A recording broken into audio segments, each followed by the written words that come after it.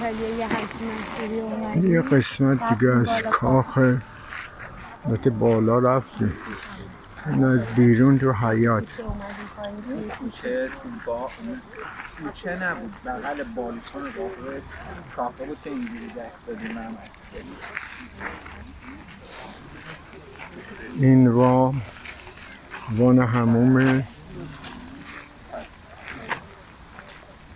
خانماست. پس فرده دیگه دارم این هم وان حموم همین امشب آقایه. جمع کن وسط جمع کن همین جلو بخواب. این بیزه گالریه دیگه. منو پیشبر عکسه. این باغ نیست، بهشت. حالا اون حکمران اینجا زندگی میکرده.